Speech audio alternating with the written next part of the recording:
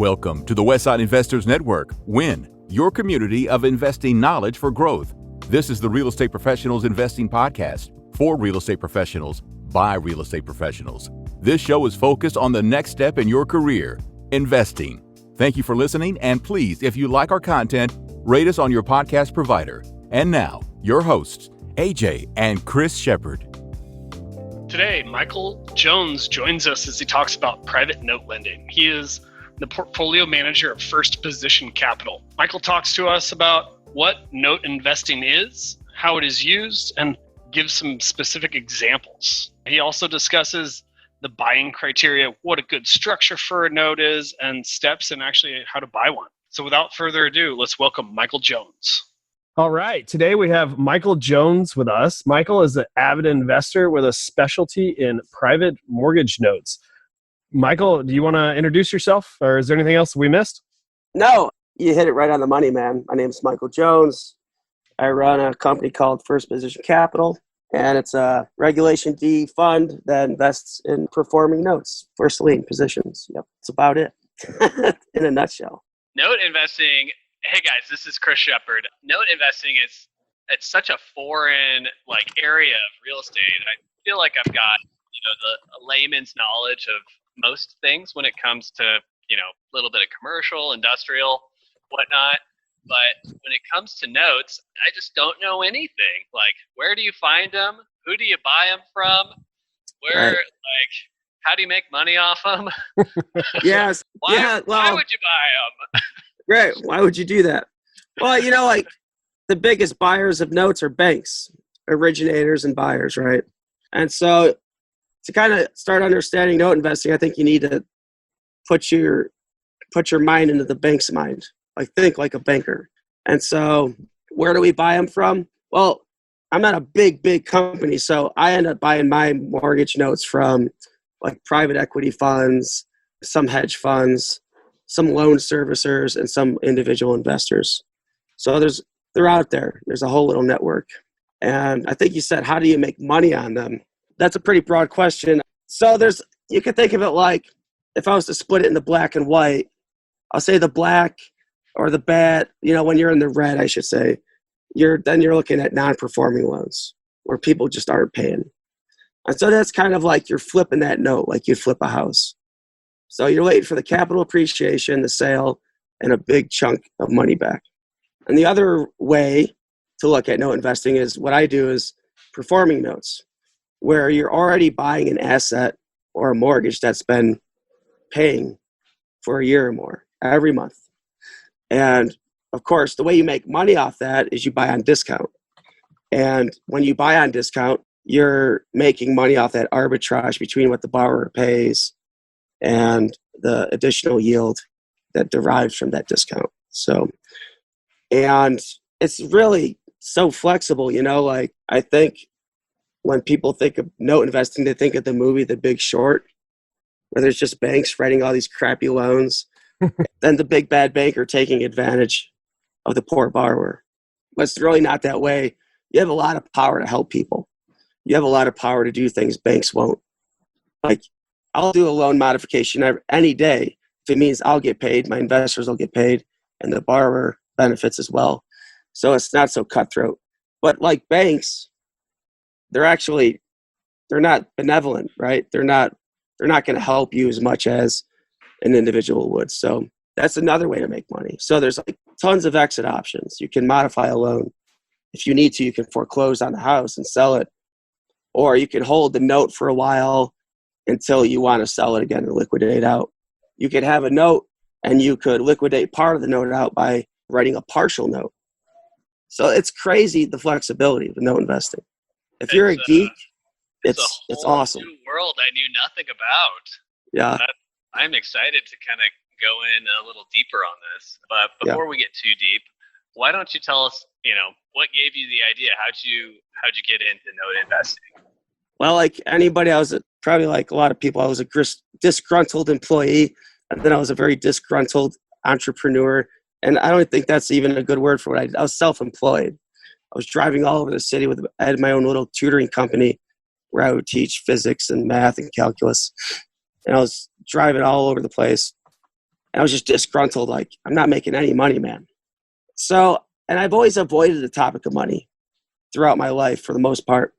And then it became a necessity of like, now, how do people make money?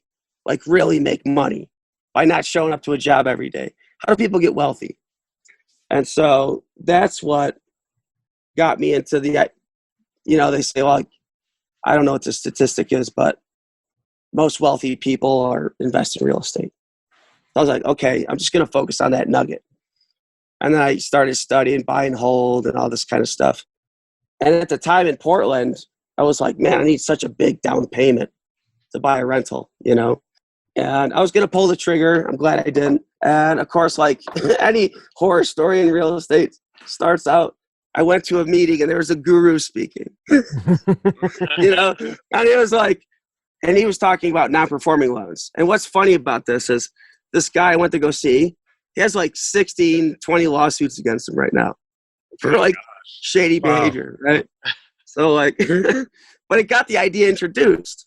So instead of going to the traditional route, I saw this one meeting, I read a couple of books, and it made total sense to me. And I just decided maybe I'm not such the people person. Like, I'm probably not the guy you want knocking on your door going, where's my rent? I need somebody else to do that. So that's why I went into this business. It's I can help people, but I don't have to talk to them. Nice. So, I mean, just for like the sake of our audience and, maybe me too, because I'm asking dumb questions, but like, what defines a note? Like, what is like the characteristics of it? Like, how does it work? Like super basic stuff here. So I think people probably call it all sorts of different things. I'm assuming it's a mortgage, but right. Yeah. So a note is like a promissory note. If you pull a $1 bill out of your pocket, that's a note. Yeah. It's a piece of paper that says the value of this unsecured piece of paper is backed by $1 of the U.S. economy or whatever. It could be something simple as an auto loan where it's like, it's a contract. It says, I give you X amount down, and based on who you are and your ability to pay and all this, I'll give you this rate of return, which is adjusted for the risk in the transaction. And then it's a promise to pay so many payments over a period of time, right? So, I mean, hard money loans, they're notes. When somebody's making a hard money loan, that's a note, because if the flipper or whatever doesn't pay, that note's secured by that collateral. So, and on the flip side, like a credit card, when you have a credit card, that's a note. You have a credit line, you're taking money. There's a contract there that says you have to pay this percentage or this minimum amount. So there's notes that are secured, there's notes that are unsecured. Mm-hmm. So unsecured notes are like credit lines, right? Sure. And then secured, it's secured by auto, housing, some commercial sort of asset. Yeah, an asset. Okay. And so that's what I focus on when I say note investing. That's what I always think about is secured debt. Okay. I'm not. Yeah. So what I'm in. Do you want to run us through like an example of a note that you like purchased or bought, or a deal that you did? Yeah, I just closed on a deal, and I bought 2 notes recently, one in Akron, Ohio, and one in Wilson, North Carolina. Okay, and they're both on single-family residential houses that are owner-occupied. Okay, and that's one of my buy criteria. Like, I want to make sure that the person that signed that mortgage lives in that house. Okay, they have skin in the game, So I bought that probably because they were performing notes, and they've been performing all through the pandemic and all this. So I paid a kind of a premium for those, and I bought those at 85 cents on the dollar, meaning I bought those at 85 cents on the dollar of the unpaid balance.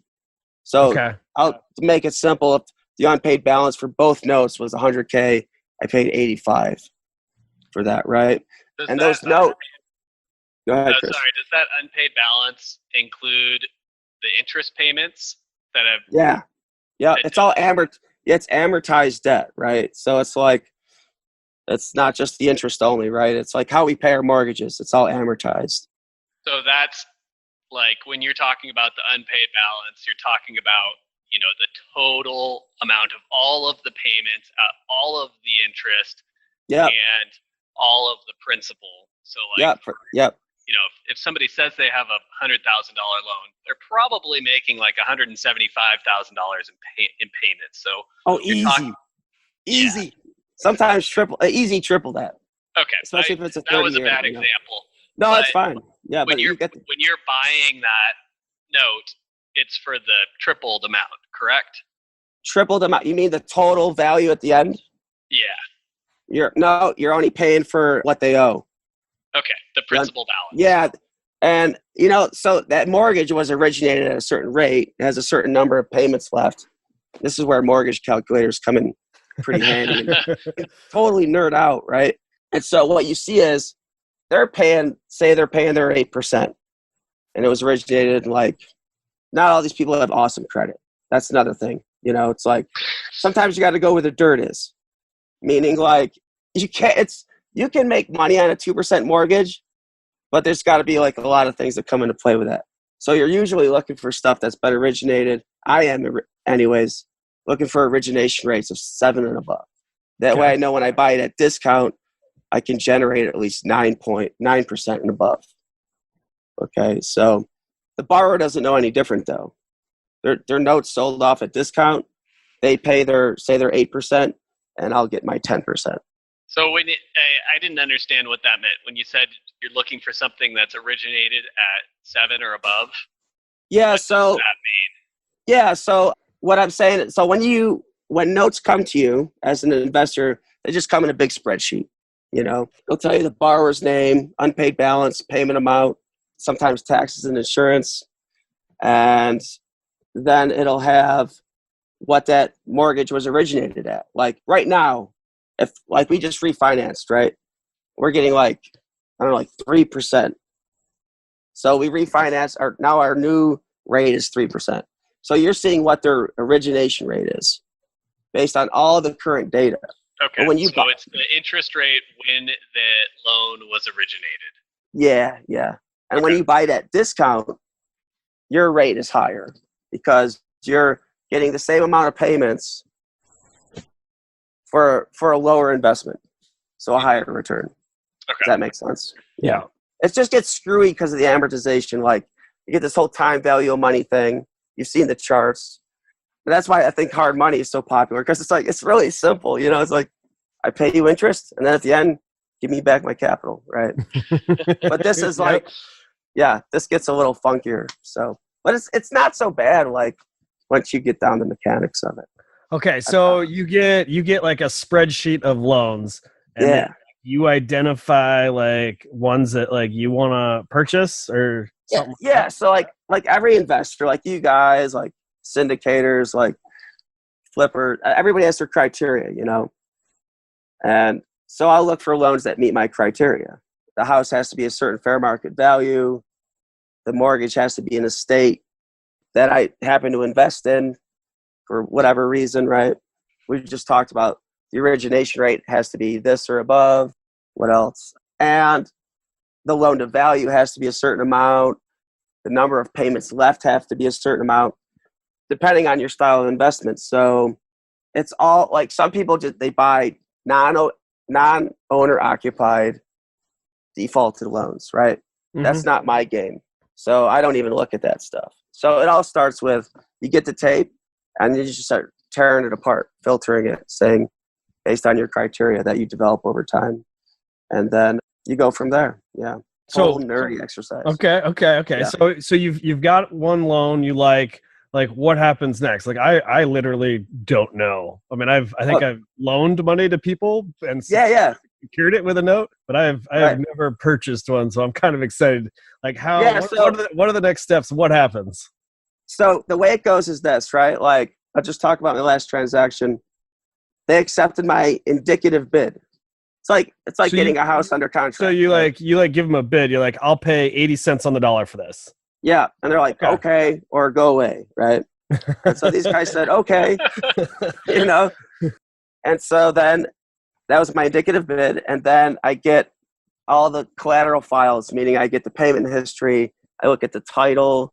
I look at the allonge trail. I look at all the paperwork to make sure that everything's cool with that note, that if I needed to foreclose on it, I could enforce it.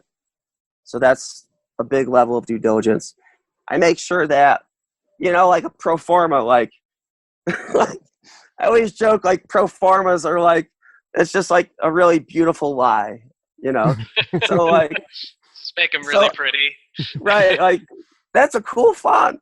But like you get that spreadsheet, and like the first thing that I learned was like, don't trust anything on that. I mean, you can trust the hard stuff, but when it comes to things that are a little more subjective, like fair market value, do your own analysis. And so during that period where they accept my bid, I'm doing all that due diligence. I also hire somebody in that area to go take photos of the property. And then I call a realtor in that area and say, what do you think? And I pay them like $50 to do a drive-by. And they'll give me their 2 cents because they work in that market. I used to order like broker price opinions. And I was like, wait a second, I'm paying like $100 plus for this BPO. And the dude lives in California and the property's in Akron, Ohio. So I'm like, I'm not doing that anymore, So I try to I definitely get eyes on the property. If I find things like there's other liens on the property that supersede my lien, so I invest in the first position. But if there's something like a tax lien, that's superior to my lien. So I go through all that stuff to make sure there's nothing encumbering my position. Or like there's like mechanics liens too, right? Yeah, exactly. So I use a vendor for that. Yeah. Pro Title USA. You go to the site, you do an owner and encumbrance report. It's called. Just put the address in, and they do it. And they do the whole deal. Yeah. It's different for every state, isn't it? Yeah, definitely. And sometimes I can do a lot of stuff on my own. Yeah. But then then it's like, oh, I need a subscription to look at the deed or something.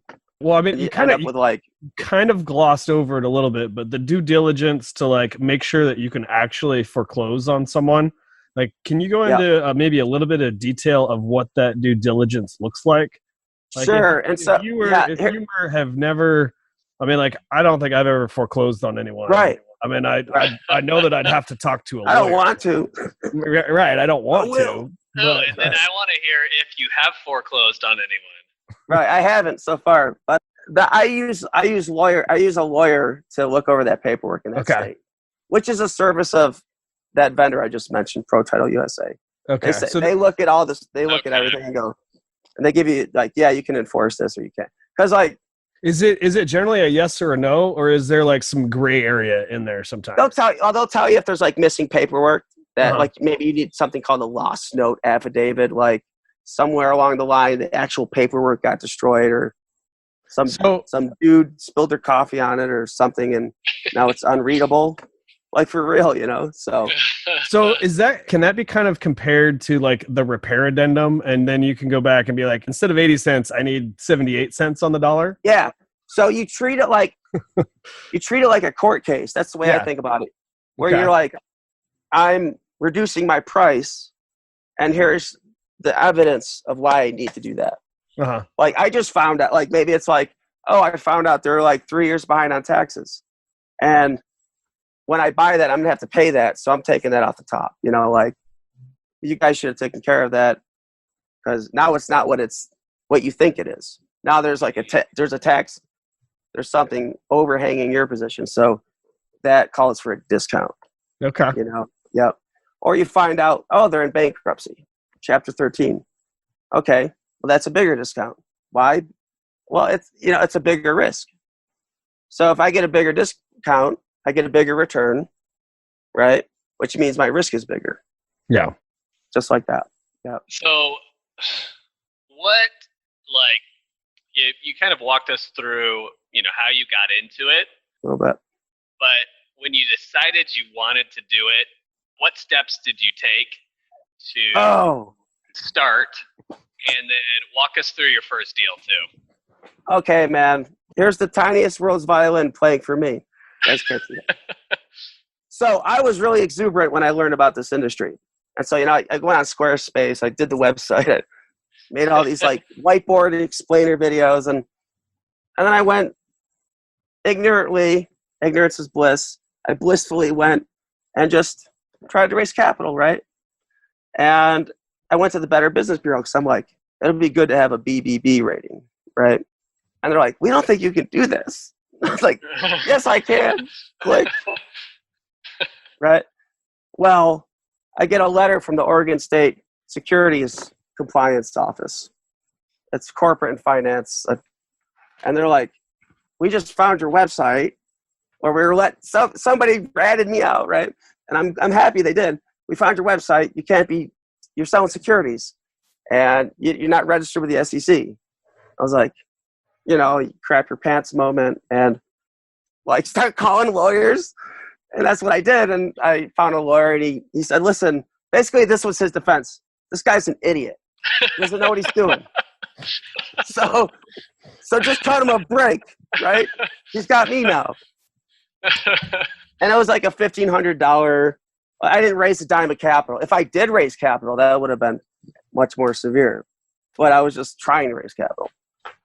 So after that, I said, okay, this is like a lot more serious than I thought, So I found a securities attorney, and I said, how do I do this? Like, because you're just hearing all sorts of stuff from all sorts of people, and it's like, all I had to do is go on sec.gov and read about it. But when you start investing, it's like, yeah, why shouldn't people just be able to give me money, right? Like what's the big deal, right? It's their choice. I mean, anybody can go to Vegas and blow their life savings. You don't have to be accredited or any of that, right? So it's like it doesn't.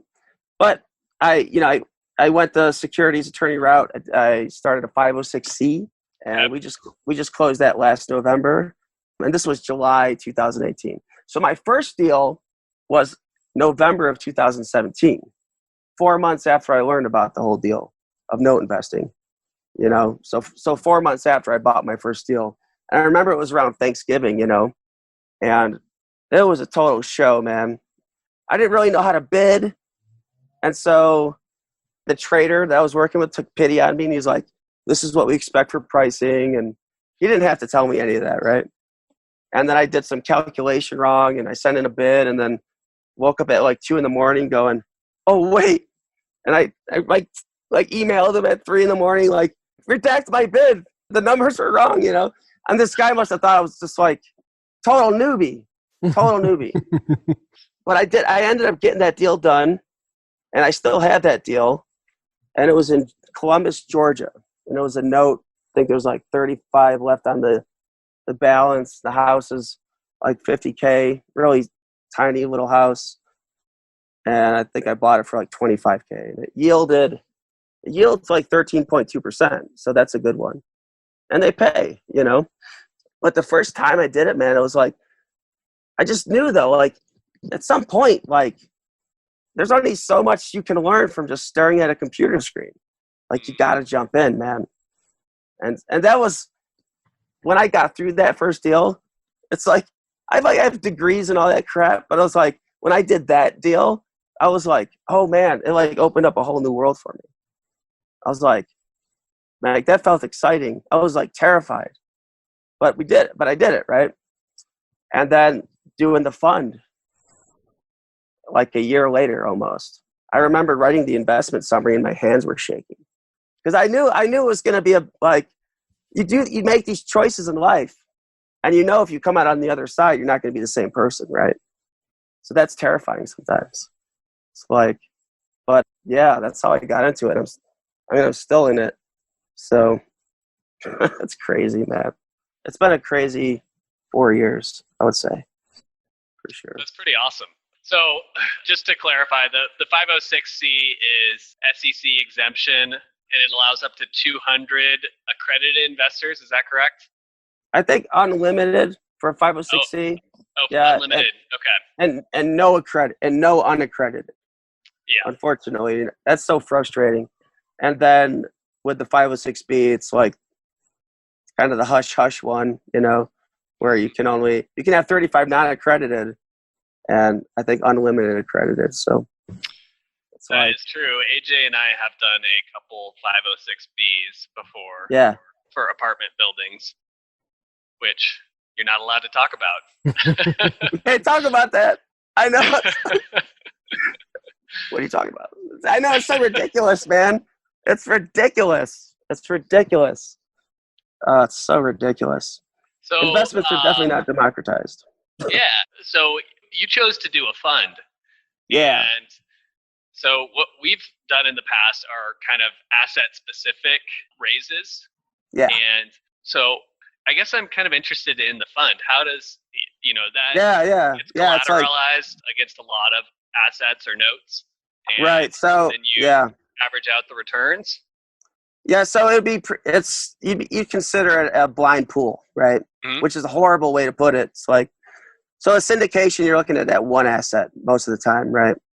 So like we're raising money on the Malibu apartment complex that has 1,500 units and et cetera.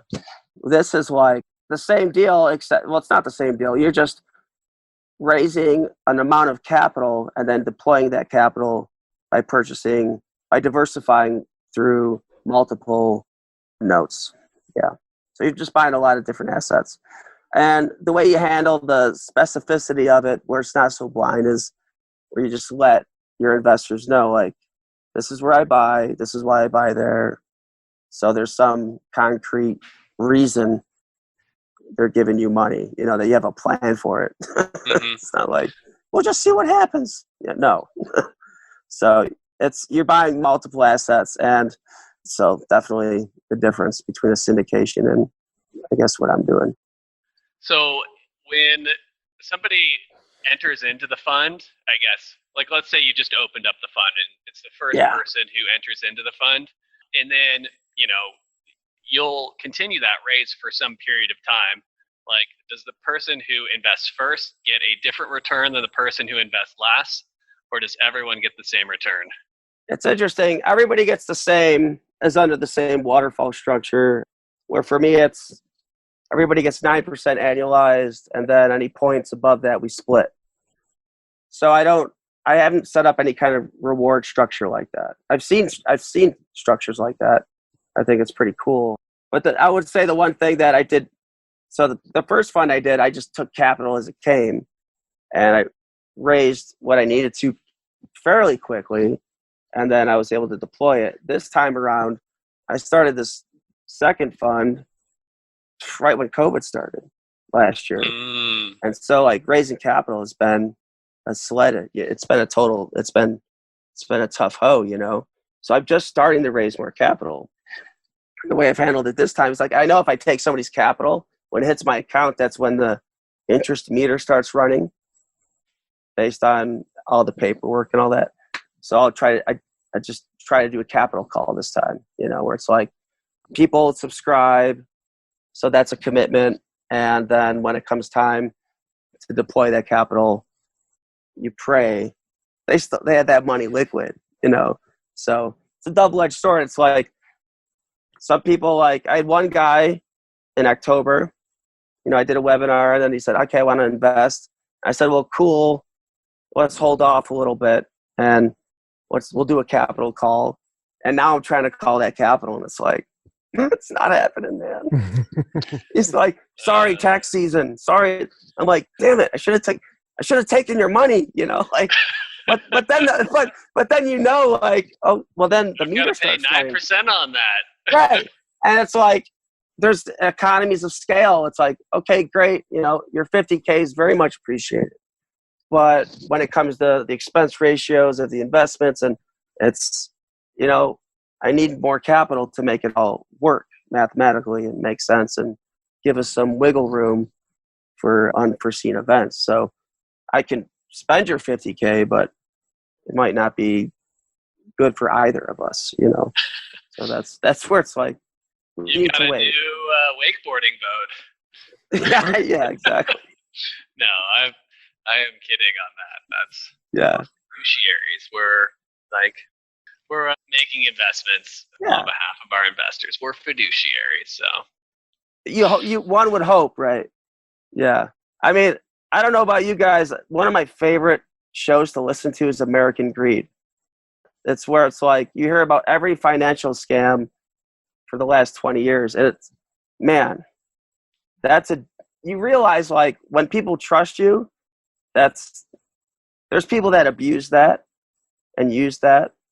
And it's really out there, you know? And then there's like, you really have to take, I think I don't know, I haven't been in this business that long, but I foresee that if I want to stay in this business, if I don't have that fiduciary mindset, I'm the next little Madoff, you know? I don't want to be that. So, yeah. Gotta take that's people's money, man.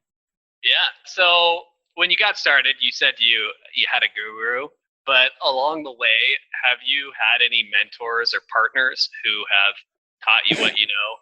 I've tried, man.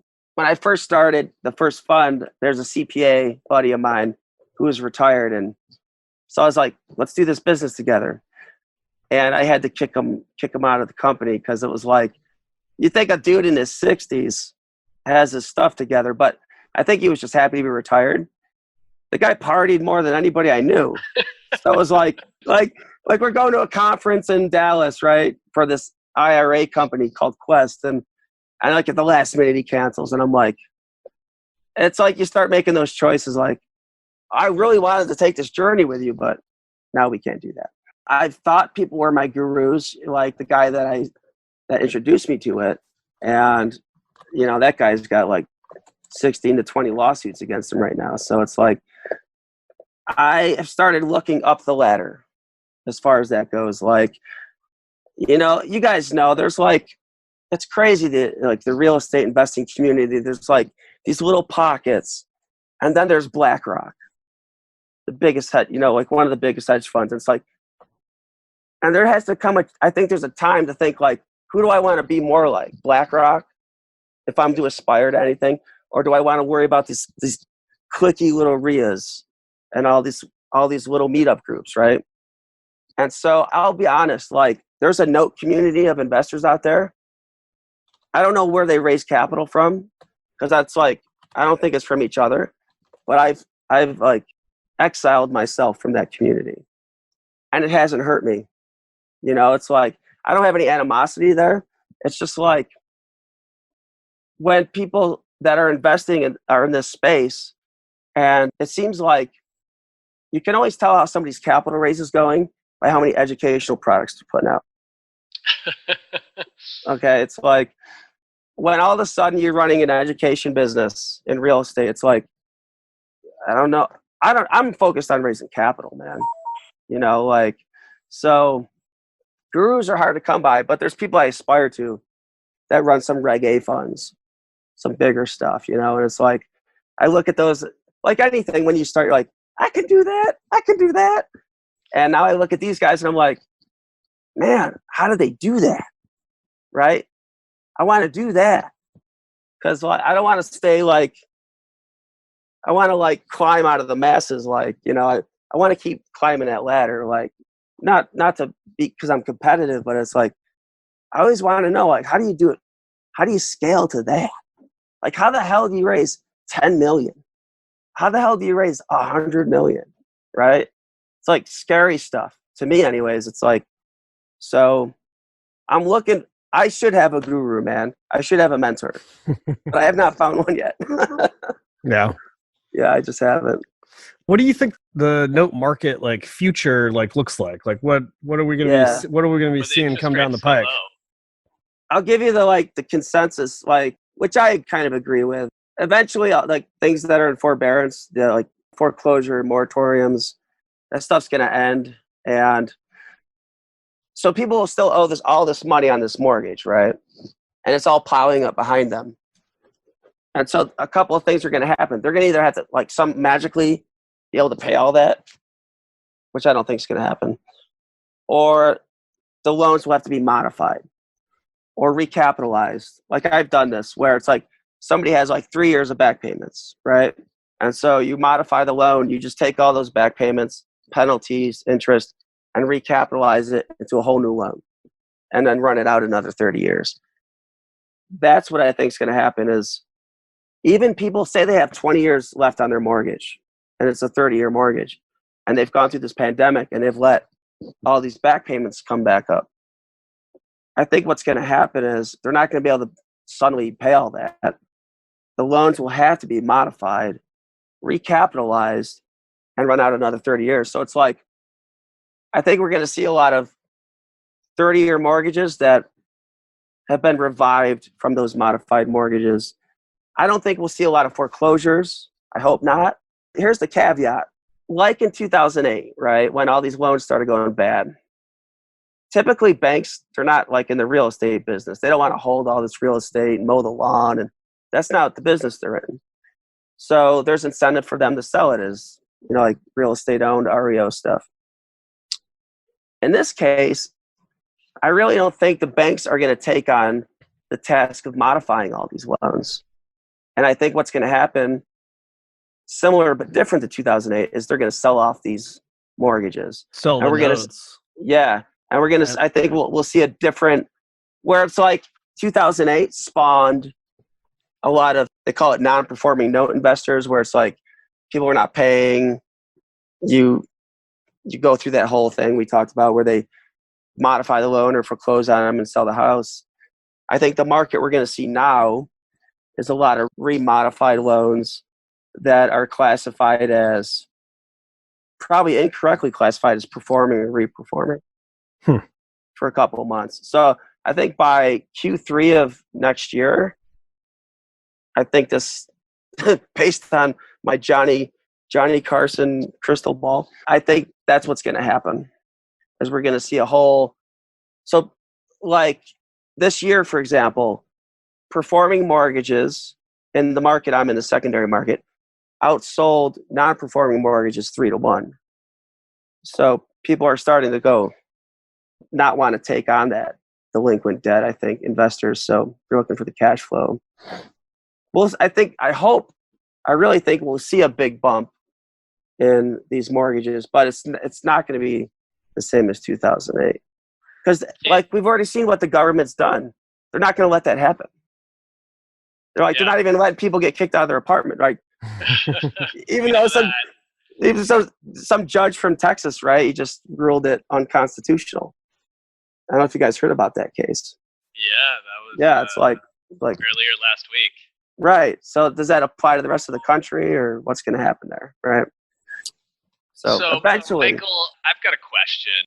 Like, what is actually happening with notes that are in forbearance right now? Like, let's say that you purchased a performing note, and then your borrowers are like, "Hey, I need forbearance. Like, I'm getting killed here with the economy." So, I mean, is there any relief for note holders? Not really. And there's definitely two divisions there. Like, you might not be able to foreclose on people, but the foreclosure moratoriums, I might be wrong here. I'm probably 85% sure on this, that those apply to government, like Ginnie Mae, Fannie Mae issued loans. So stuff that's been issued by like private banks or people that some notes I bought, from like SunTrust Bank or just using random lenders, those forbearance the forbearance doesn't apply to them. They can file for it. I've had borrowers file for forbearance for a couple months, and I've said, yeah, that's fine.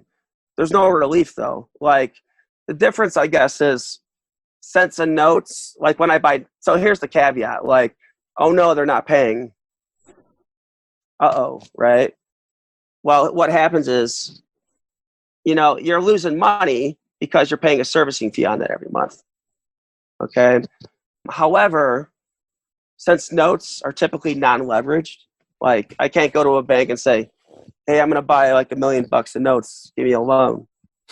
That just doesn't happen, right? So they're non-leveraged. So it's like, okay, the borrower's not paying, but like I don't have to pay a bank to hold my note. I am the bank, right? So I'm losing cash flow, and I know I'm going to have to like do something to make that capital up, like modify the loan when it ends, or like what even the banks are going to have to do.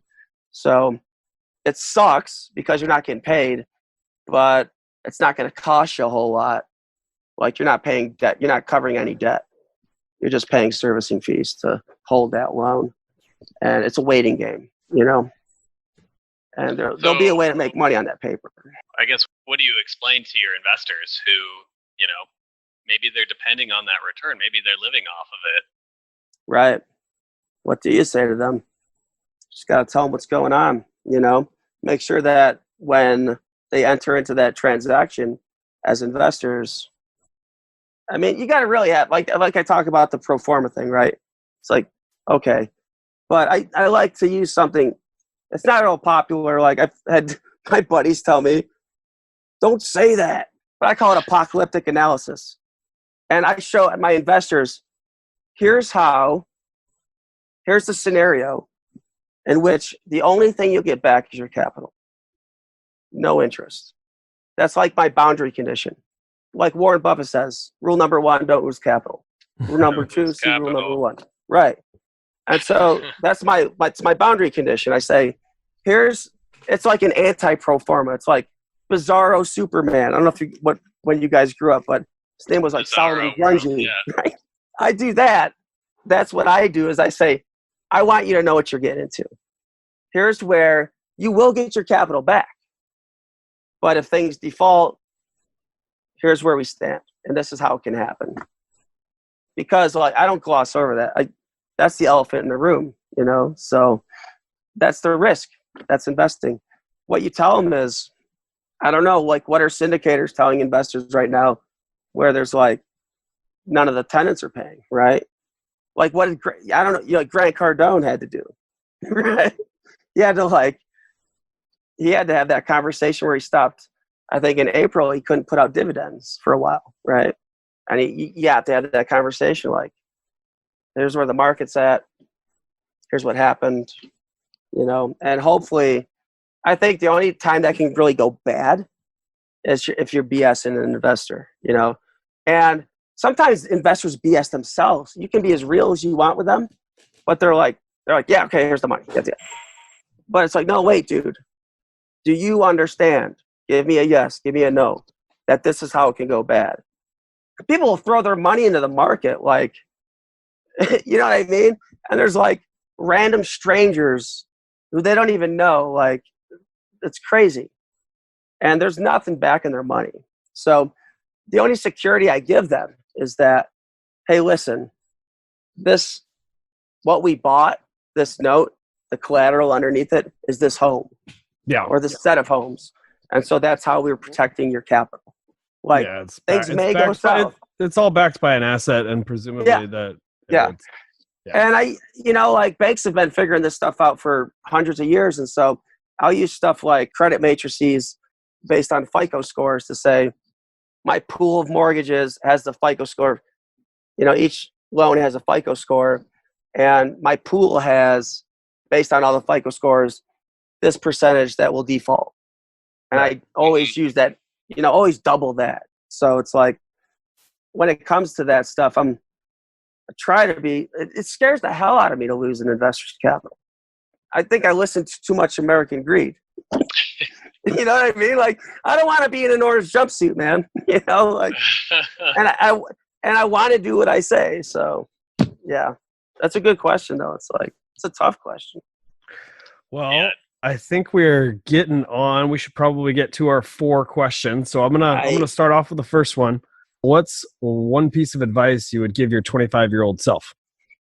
Yeah, I would tell my 25-year-old insecure self that doesn't matter what people think of you. It matters what you think of yourself. And I would tell that, I'd call him a kid. I'm 45 right now, but I would call him a kid. I'd say, stop trying to impress people that don't matter to you. And stop going after stuff you don't want. I would have introduced the idea to that kid of how to reverse engineer your life. Say, what do you really want out of life? Be honest with yourself, and let's figure out how to get there from where we are now. Instead of this aimless, getting degrees and trying to figure out this job or that job, totally backwards. I would have taught him to reverse engineer his life. That's awesome. 15 years. Yeah. So growing up, what was your first entrepreneurial endeavor? Okay. I was in Salt Lake City. I used to do the whole wiki electronic music DJ thing, and started hanging out at a record shop to the point where I started working there. I worked a 7-on, 7-off schedule as a lab technician. So on my days off, I'd work there. Long story short, got to know the owner, and he said, "Hey, we're going to franchise it to Portland." The shop was called Beats. And so I wrote an unsecured note, nothing backing my money, just his word. And I wrote him $15,000 and says, "Okay, I'll be a managing partner." I didn't even know what the hell that meant. I think I just watched too much Shark Tank or something, right? That was my first endeavor. And then I saw the guy taken out in handcuffs one day. And I never recovered that money. And I found out the guy had like 6 counts of felony against him in Colorado. And he was scamming more than me. He was a total con artist, man. Wow. He was like, he presented himself, just to wrap that up, he presented himself as a Native American shaman, but really he was just a Hispanic dude from Detroit. Crazy. Yeah, that was my first. Yeah. All right. How has your formal and informal training shaped your journey? So formal training, I went to school as an electrical engineer from Oregon Institute of Technology.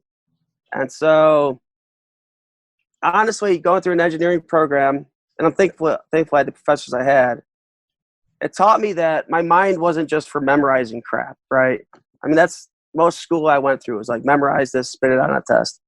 I really got into this idea of like, holy crap, if you apply your mind to a problem, it sounds so silly right now, but you can figure this out. Like, you can come up with solutions. You can create systems. Usually there's a way to optimize most things. And so that's what I learned from being an engineer, is like taking a methodical approach to solving problems.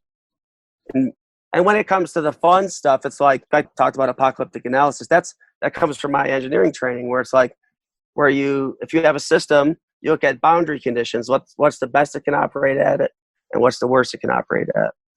And so I've taken that approach. And informally, I think about all the different little things I've done. Like I used to brew beer for Park City Brewing Company.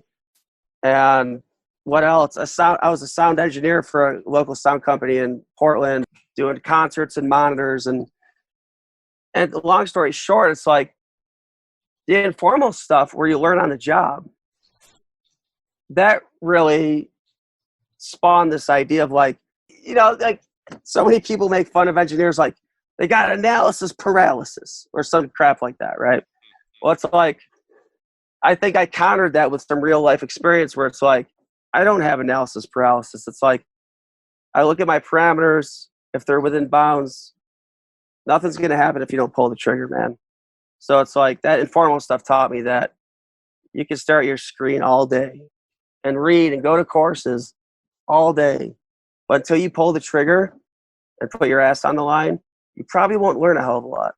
You gotta like, everything has risk. So go for it, man. What else you gonna do? Watch Michael, Netflix? You mentioned that you didn't buy that first rental property. Right.